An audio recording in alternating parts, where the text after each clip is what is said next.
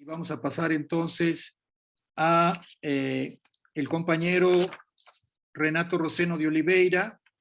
Y agradecemos mucho la participación de Renato Roseno. Tenemos un especial cariño a Brasil, los que hemos podido estar allá, y hemos visto la enorme energía que hay y la capacidad de alianza y de trabajo entre sectores muy amplios, tanto académicos como campesinos, como organizaciones y científicos dedicados a la protección y a la salud del ambiente. Y estamos muy agradecidos de Renato. Él es precisamente abogado, servidor público federal, diputado estatal en segundo mandato en la Asamblea Legislativa del Ceará, es presidente de la Comisión de Derechos Humanos de 2019 a 2021 y es miembro del Comité Estatal de Prevención y Combate a la Tortura y pertenece al Consejo Estatal de Derechos Humanos. Actualmente funge como presidente del Comité de Prevención y Combate a la Violencia. Pues precisamente lo hemos invitado porque tuvimos noticias a través de la campaña contra los agrotóxicos y por la vida de que en el estado de Ceará, pues precisamente se ha aprobado la prohibición de la fumigación aérea de plaguicidas y le hemos pedido entonces que nos cuente cómo fue que se logró eso, en qué contexto y cuáles son los peligros que atraviesa actualmente esa prohibición, dado el ambiente tan conservador de Brasil, donde el agronegocio con la bancada ruralista tienen un peso político enorme. Renato, bienvenido, muito obrigado. Muchas gracias. Muito obrigado, Fernando. Muchas gracias, Fernando. En primer lugar, desde Ceará, en el estado del noreste de Brasil, quiero felicitarlos a todos ustedes y saludarlos. Primeramente, les pido perdón por hablar aquí en portugués. Sé que estamos siendo traducidos y quiero agradecerles muchísimo al doctor Fernando y a todos a quienes y sus acciones y a las acciones que se tomen en la iniciativa de este debate y que me permiten también presentarles algunos datos de nuestra experiencia en Brasil. Hoy soy diputado estatal del noreste en Brasil y quiero antes de cualquier otra cosa también darle un saludo a nuestros panelistas, aquellos que tal vez no estén familiarizados con la división de las regiones brasileñas. Quiero ponerles en un punto. Estoy en el noreste de Brasil, justamente en el estado de Ceará. Es un estado de 148.000 kilómetros cuadrados. Es un estado localizado en la región semiárida del país y que cuenta con algunas áreas más volcadas al agronegocio, especialmente a la fruticultura y en ganado. Hoy el estado en donde yo vivo es el quinto estado brasileño en la producción y exportación de frutas y los principales destinos de estas, los Estados Unidos, Europa Central, Holanda, Alemania, el Reino Unido. Y se destacan en esta producción especialmente los plátanos, los melones, el cayú, el maracuyá, la sandía, el melón y la papaya son las principales. Con esto, la fruticultura irrigada, la producción de frutas, a partir del paquete tecnológico del agronegocio, se utiliza grandes extensiones de tierra, se necesitan mucha agua. Y que estoy hablando aquí una región en donde el agua es escasa y también se utiliza mucho, hacemos mano de los pesticidas, utilizamos muchísimo agroquímicos. Por causa de esto, en especial a partir de los años 90, se han consolidado regiones de conflicto entre la agricultura familiar de origen campesina y los movimientos de la agricultura familiar y con el capital transnacional. Hoy tenemos empresas de matriz norteamericana, panameña, europea, que están comprando grandes extensiones de tierra y haciendo utilización de beneficios fiscales y tarifarios e infraestructura estatal logística, especialmente la aeroportuaria y portuaria para su exportación.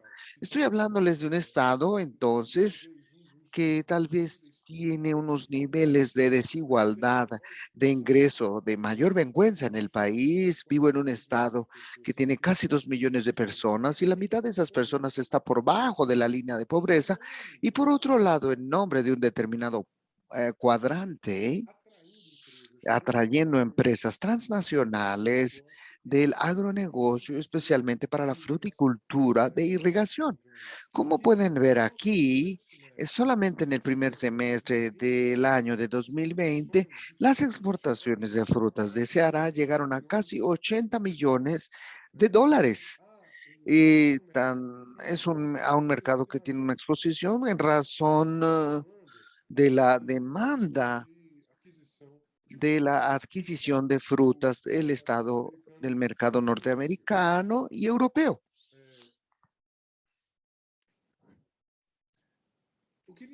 Aunque antes de que continuemos, me gustaría hablar un poco de este personaje llamado José María Dotumé. Es quien tenemos en la fotografía.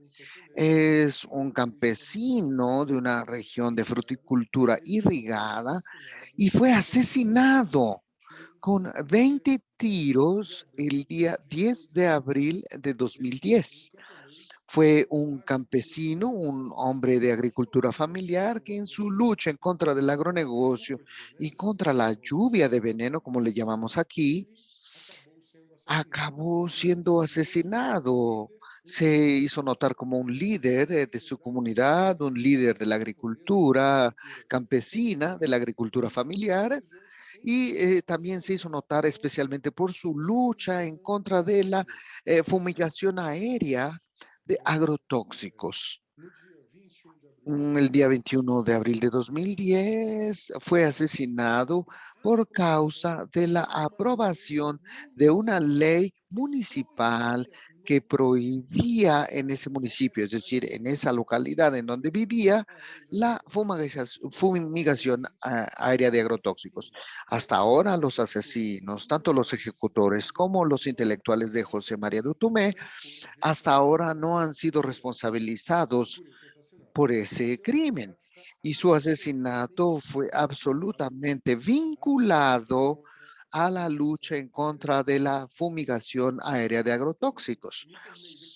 Me hice diputado en 2014. En febrero de 2015 le dimos entrada a un proyecto de ley que cambia la ley estatal de agrotóxicos. Están viendo, he estado oyendo las pláticas anteriores y tenemos algunas semejanzas, he visto.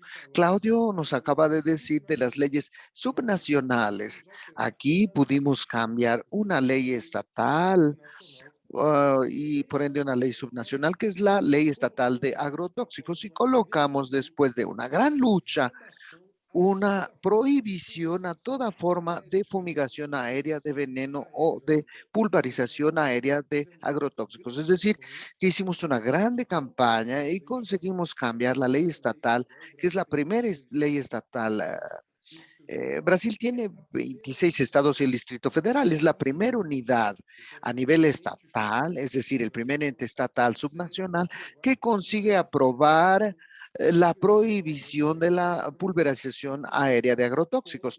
De hecho, inclusive con un establecimiento de una multa en la faja de 70.000 reales, eh, es decir, más o menos unos 15.000 dólares americanos, para aquellos que no cumplan con esta ley.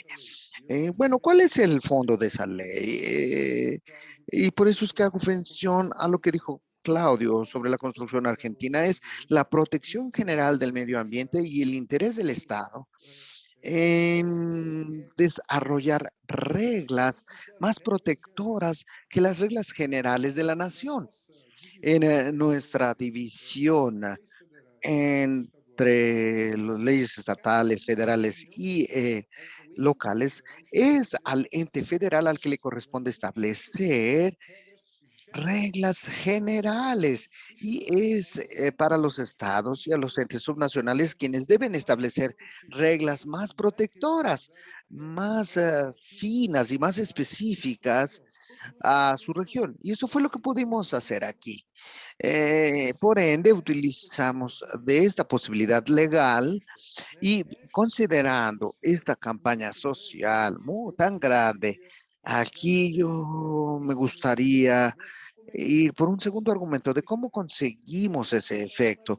Fue gracias a una alianza fundamental entre la investigación académica comprometida, especialmente los investigadores de la universidad pública, investigadores de varias áreas, pesquisadores que investigaron las reservas, que pesquisaron los pozos profundos de la región de pulverización aérea y que incluso investigaron el aumento de determinadas enfermedades asociadas especialmente a la pulverización aérea, como los cambios sanguíneos de los trabajadores campesinos o al aumento muy grande de abortos espontáneos, de fetos que nacieron con una serie de alteraciones genéticas por causa de la grande pesquisa que se hizo en el territorio, así como también el movimiento social campesino, esa alianza entre los campesinos y la investigación, entre el movimiento social campesino y la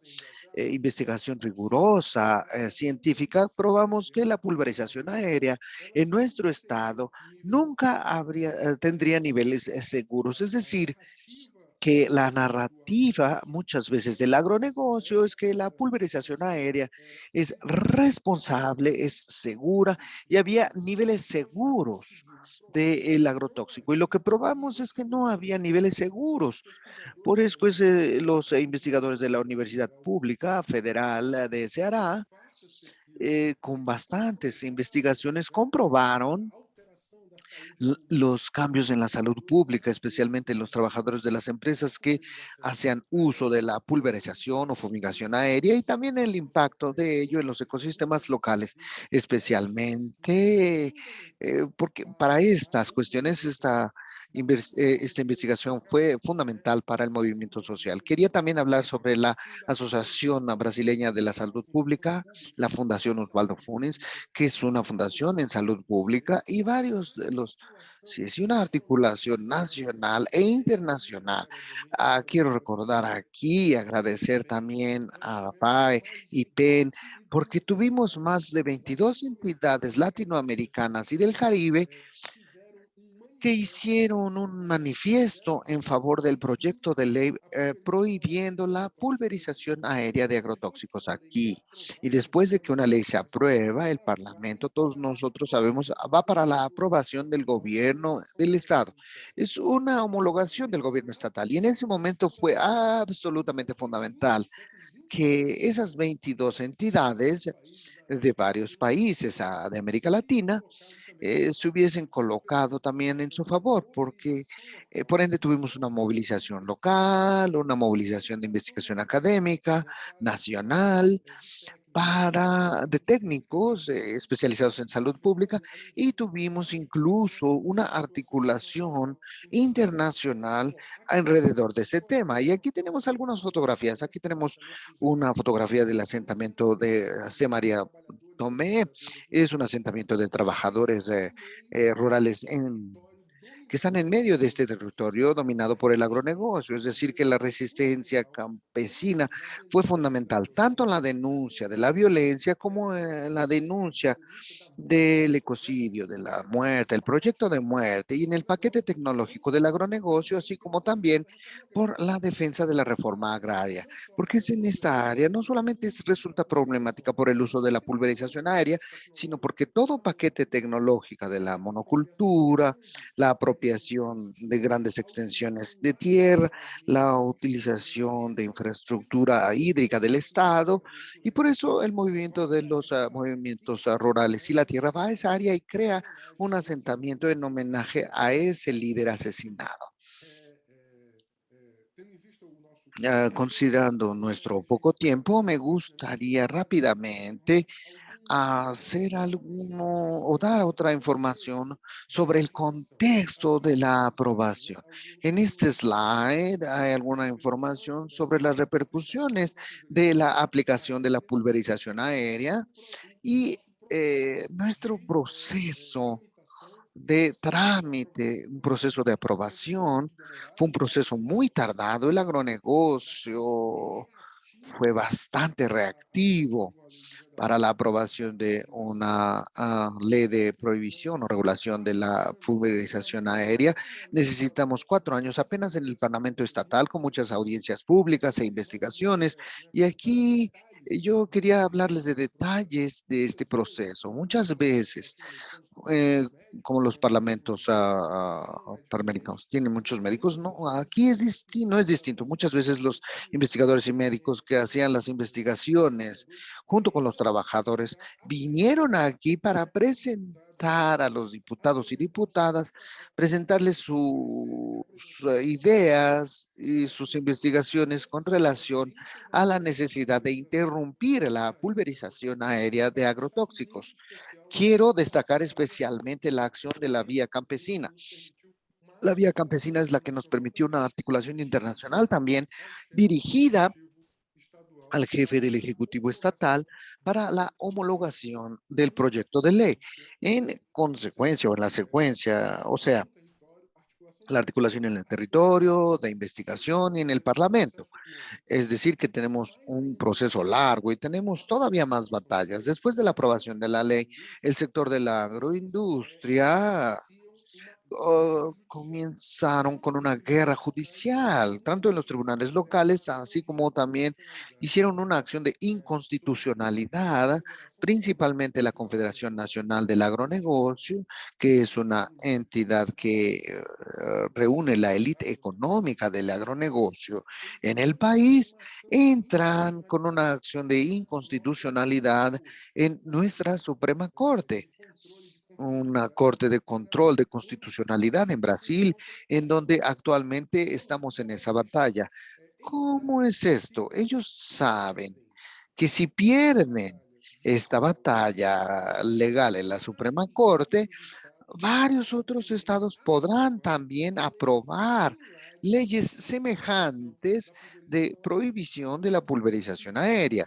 Por ende, y estamos todavía teniendo una batalla legal, tal vez una figura que es bastante conocida en el control de la constitucionalidad, que él es el amicus curiae, el amigo de la corte.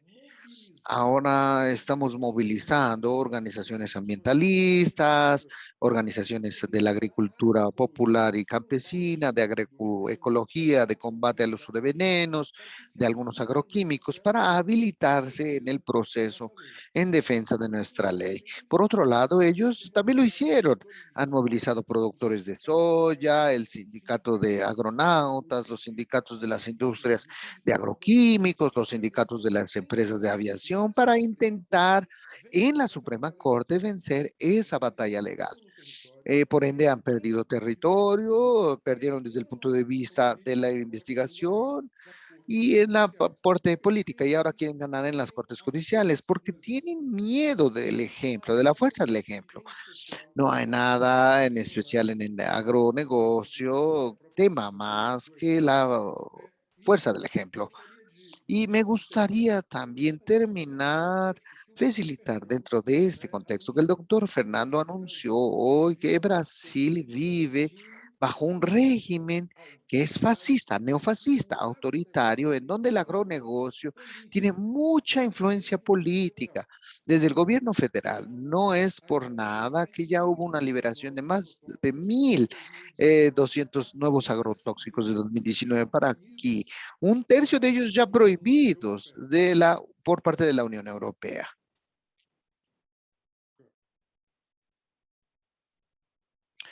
Disculpen, no me está llegando el audio. No sé si hay algún Sí, problema. adelante, Renato. Ok, ya voy a terminar. Y por ende, disculpen, no. Ahora tenemos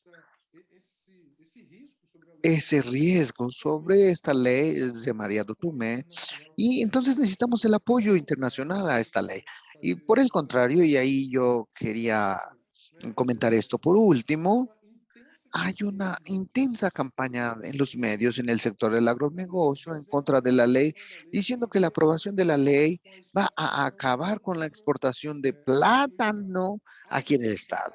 Por el contrario de lo que ellos han anunciado, la producción ha crecido e incluso mintieron descaradamente, mintieron de manera violenta para estar creando un discurso de pánico junto con los trabajadores. Estamos aquí defendiendo la transición agroecológica, la reforma agraria popular y ecológica por la producción de alimentos saludables. Un abrazo desde Brasil. Muchísimas gracias y fuerza.